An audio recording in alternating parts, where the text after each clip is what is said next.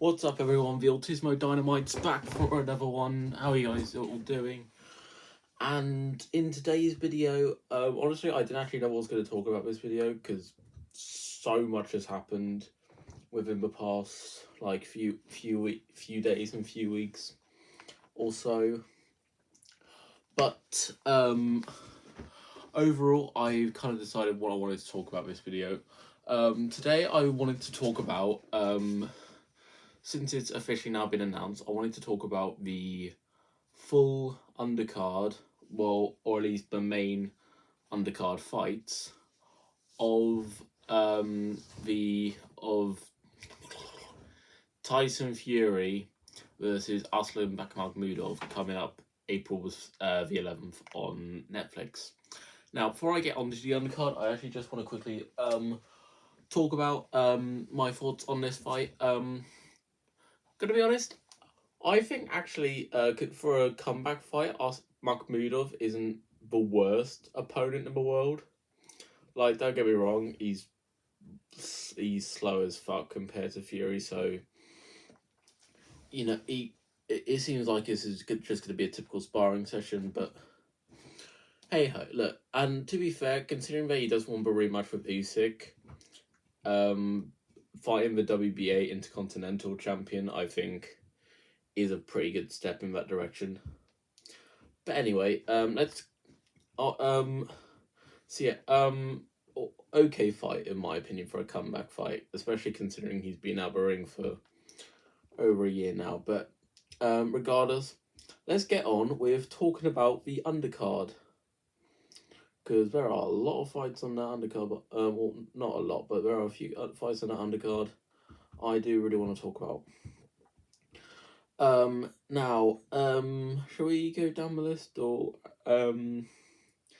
actually, you know, let's just talk about some of the what do I want to talk about? You know, I'm just going to talk about the main ones. There are other prelim fights, but I mainly want to talk about the main 3 undercard fights. Starting off with probably the most intriguing of them all, in my opinion, we have Justice Hooney versus Fraser Clark. Honestly, I actually think this is actually a really interesting one. I think it's the most interesting one simply just because we've got 2 opponents who are coming off losses, and also both of which having lost to the most recent new WBO heavyweight champion Fabio Wardley. There we go. And obviously both of them gave Wardley's some of the I'd say 2 of his 3 most toughest fights. Obviously with Clark, the first fight with Clark, where it ended up in a split decision draw. And you have obviously the Justice Hooney fight, where even though he managed to knock him out, he lost nigh on every round of that fight. But hey, yeah. Anyway, so yeah, I just thought it was an intriguing fight, just because obviously, and also because both men are obviously coming off losses. Justice Hooney, I'd say, less worse than Clark, who against Jamie TKV. He was actually doing pretty well to begin with, but then just kind of fizzled out as the fight went on. So yeah. Now, who do I think is going to win between these 2? I'd simply just based off of what I've seen, I'd say Hooney. Now, don't get me wrong. Clark. I'm going to put the phone down for meanwhile while I talk about this. Now, in the meantime, I do think Clark does have good enough punching power that he could probably cause some problems for Hooney, considering that he hasn't had the best track record with his chin. Obviously, you had the Fabio Wardley fight where his chin kind of let him down in the end. But even before then, you had against Kevin Lerena where he was staggered a couple of times. And honestly, if Kevin Lerena had better killer instincts, that probably could have been a bad night for Hooney. But I think looking at Hooney's skill set and his ability to break down opponent, I think he will probably most likely outbox Clark. But I think he's a very intriguing fight, and probably my most anticipated fight. Not my most anticipated fight, but most interesting of the year.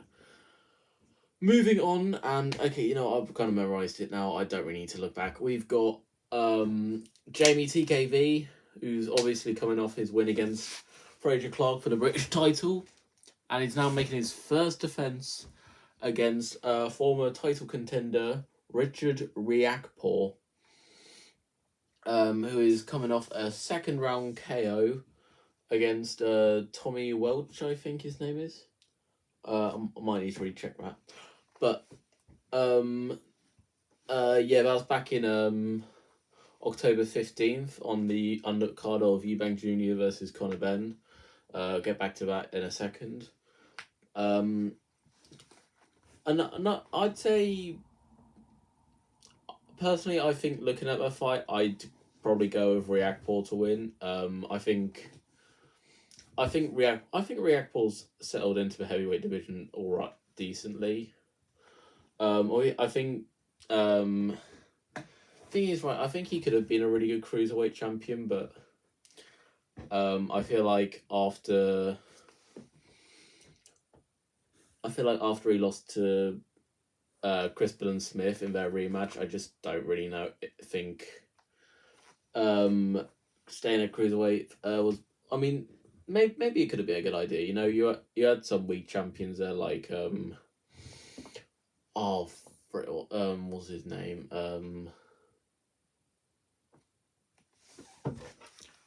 What?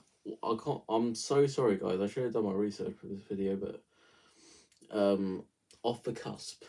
Well, no cusp because I'm sleeveless right now. Hopefully, you guys don't see my armpits. Ha ha ha. Very dry. Let's see. Richard Riakporhe. Here we go. Yeah. So he beat Tommy Welch. Yeah.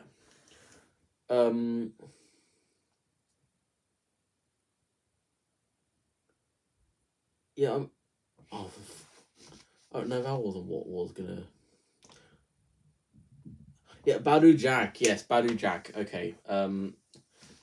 Yeah, Badu Jack. I mean, decent fighter, but by his time at cruiserweight, I didn't think he was really the best of fighters. But then you had guys like Jai Opetaia who would have probably destroyed him. Gilberto Ramirez probably would have outboxed him. But yeah, I think he's setting into the heavyweight division nicely. I think, and personally, I could see him easily knocking out TKV. I don't really feel like he's quite got the skill set to. He's got some decent skills. I mean, he pretty much was outboxing David Adelaide until getting knocked out by him. And obviously he did put on a decent performance against the Olympic bronze medalist in Fraser Clark. But I think Riakporhe's probably maybe potentially going to be too strong for him to handle, especially considering he can handle the power of David Adelaide in the end. So, yeah, I'm going to predict a KO win for Riakporhe. And then we move on to the co-main event. We have Conor Benn versus Regis Prograis at welterweight, and honestly, I actually think this might actually be on paper the best fight for Conor Benn as of right now. Obviously, the Chris Eubank Jr. fights were probably his best fights, considering not only the rivalry but the fact that he was able to beat he was able to come up from welterweight to middleweight to beat him the second, even if it was the second time round after losing. But yeah, I think it actually looks like a really good fight. And I think Regis Prograis, he certainly is maybe coming to the end of his career, but I think he's still got some stuff left in the tank. You know, he obviously had a close fight against more majority decision against Josh Taylor. He had a close fight against Jack Catterall where he managed to cause some problems for him. Obviously, he got completely dominated against Haney. But I think he's a decent southpaw, and I actually think he's a decent for comeback. Not comeback fight, but decent fight for his return at welterweight. So who do I think will win? Honestly, looking at most recent performance, I think Conor Benn. I think he certainly is on the rise, and I think you could probably accuse him of again fighting someone who's past his prime in a way, but I do think it's a decent fight, and I think Prograde does still have something left in the tank where he could present a decent challenge for Conor.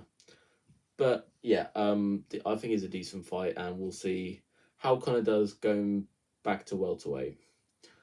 But yeah, and now quickly just talking about I've pretty much given my thoughts on the main event. I feel like it's going to be complete domination from Fury. If age or inactivity catches up to him, maybe. I mean, he's not going to be able to keep up his technical skills as he gets older. Like his flinchy technical stuff, I think will probably fade as he gets older, obviously, and maybe Makhmudov could catch him, but who knows? Despite my thoughts on the fight, I think it's a really good undercard, and I'm really looking forward to it. So, yeah, April 11th, Tyson Fury versus Arslan Makhmudov, and for the WBA Intercontinental title, I believe. Hopefully he's not got rid of it. And yeah, see you peeps later. Lovely. Bye bye.